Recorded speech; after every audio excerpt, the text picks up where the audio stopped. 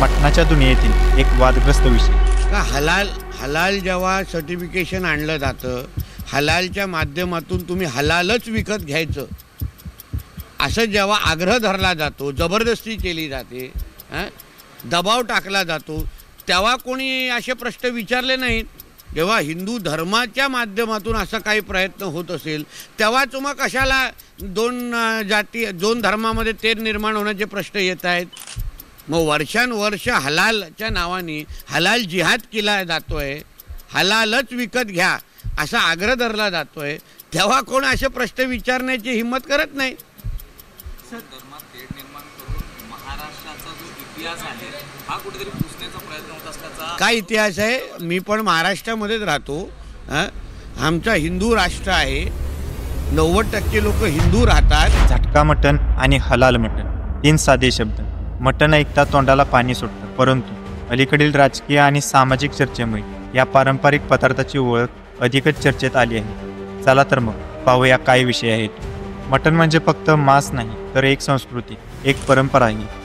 शाही दरबारात मटणाला प्रामुख्याने शाही मेजवानीचा भाग मानले गेले आहे। तो केवळ चवीसाठी नाही, तर पोषण, परंपरा आणि सामाजिक ओळखीशी देखील जोडलेला आहे। आजही अनेक भारतीय परिवारांमध्ये मटण हे खास प्रसंगी तयार केले जाते, ज्याने त्यांच्या सांस्कृतिक वारशाला उजाळा मिळतो। पण या पारंपरिक ओळखीमागे आता एक राजकीय व सामाजिक वादही उभा झाला आहे। मटणावरून हिंदुत्वाचा मुद्दा मांडत नितेश राणेंनी एक नवीन पाऊल उचललं आहे, ज्यामुळे झटका मटण आणि हलाल मटण यात विभागणीचा वाद सुरू झाला आहे। मागील काही दिवसात भाजपचे मंत्री नितेश राणे यांनी झटका मटणासंदर्भात एक महत्त्वाचे आव्हान मांडले आहे। त्यांनी मल्हार सर्टिफिकेशन या नावाने एक वेबसाईट सुरू केली आहे, ज्याद्वारे फक्त हिंदू खाटक्यांना शुद्ध झटका मटण विक्रीसाठी सर्टिफिकेट दिलं जाणार आहे। राणेंच्या मते या प्रक्रियेने हिंदू समाजाला त्यांचा हक्काचा विक्रीचा पर्याय उपलब्ध होईल आणि जिथे हे सर्टिफिकेशन उपलब्ध नाही तिथून मटण खरेदी करू नये अशी सूचना दिली आहे।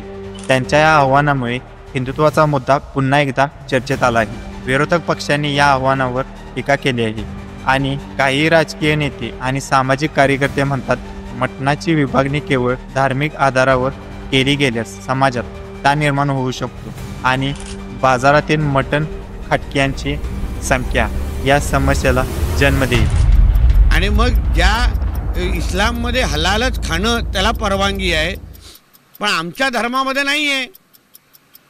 तर आता हे बोलणारे जे लोक आहेत त्यांना अगर हलालच मटण खायचं असेल तर खावं ना त्यांनी, पण आमच्या हिंदू धर्मामध्ये हलाल मटण खाणं हे कुठे लिहिलेलं नाही आहे। हलाल मटणाच्या प्रक्रियेची सुरुवात मुस्लिम परंपरेनुसार होते। प्राण्यांच्या गळ्यावर धारदार सुरी फिरवून त्यांच्या श्वसननलिकेला कापलं जातं। या प्रक्रियेमध्ये प्राणी थोडासा तडफडतो, ज्यामुळे त्याच्या शरीरातील रक्त बाहेर पडतं। हा प्रमाणित आणि सर्टिफाईड प्रक्रियेसाठी जमियत उल उलेमा यांच्या देखरेखीखाली असतो। हलाल मटणामध्ये प्राण्यांचे पूर्ण रक्त निघून जात असल्यामुळे मटण स्वच्छ आणि सुरक्षित मानलं जातं। झटका मटण हा शब्द विजेच्या झटक्याप्रमाणे घेतला गेला आहे। या पद्धतीत प्राणी एका झटक्यात मारला जातो, ज्यामुळे त्याला मारताना कमी तडफड होण्याची शक्यता असते। या प्रक्रियेत प्राणी मरण्याआधीच काहीसा अर्धा मेला होतो आणि त्याच्या शरीरात थोडं रक्त शिल्लक राहतं। ऐतिहासिक दृष्टीने पाहता 20व्या शतकात शीख समुदायाने या झटका पद्धतीची सुरुवात केली होती, ज्यामुळे त्यांना प्राण्याला मरवताना कमी वेदना होण्याचा दावा करता आला। नंतर ही पद्धत हिंदू धर्माने देखील स्वीकारली आहे। हलाल आणि झटका या पद्धतीतील फरक प्रामुख्याने प्रक्रियेतील वेग आणि प्राण्याच्या वेदनेच्या पातळीवर आधारित आहे। हलाल पद्धतीत प्राण्याला कापण्याआधी भरपूर खाऊ पिऊ दिलं जातं, ज्यामुळे तो थोडा तडफडतो, तर झटका मटण समर्थक असा दावा करतात की या प्रक्रियेमध्ये प्राणी मरताना कमी वेदना भोगतो। या वादग्रस्त प्रक्रियेचा परिणाम फक्त प्राकृतिक पुरता मर्यादित नाही। राजकीय पातळीवर नितेश राणे यांचे आव्हान हिंदू समाजाला एक स्वतंत्र ओळख देण्याचा प्रयत्न आहे। त्यांच्या मते या प्रक्रियेमुळे आर्थिकदृष्ट्या सक्षम तरुणांना संधी उपलब्ध होतील आणि शुद्ध मटणाची उपलब्धता सुनिश्चित केली जाईल। परंतु विरोधकांचे म्हणणे आहे की या विभागामुळे समाजात धार्मिक विभागणी आणखी वाढू शकते। बाजारात मटण विक्रीच्या दृष्टीने या सर्टिफिकेशनमुळे हिंदू खाटक्यांना विशेष ओळख मिळेल व इतर गटांना वगळलं जाईल, ज्यामुळे सामाजिक मतसमतेवर प्रश्नचिन्ह उभं राहतं. या दोन्ही बाजूने विश्लेषण करताना आपण पाहतो की मटणाबद्दलची चर्चा आज केवळ प्राकृतिक किंवा आहारापुरती मर्यादित नसून ती धार्मिक आणि सामाजिक आणि आर्थिक क्षेत्रापर्यंत पसरली आहे. तर मंडळी, आज आपण पाहिलं की मटणाच्या पारंपरिक ओळखीपासून ते झटका व हलाल मटण या प्रक्रियेच्या माध्यमातून कसे हे सामाजिक आणि राजकीय वाद उभे राहिले आहेत.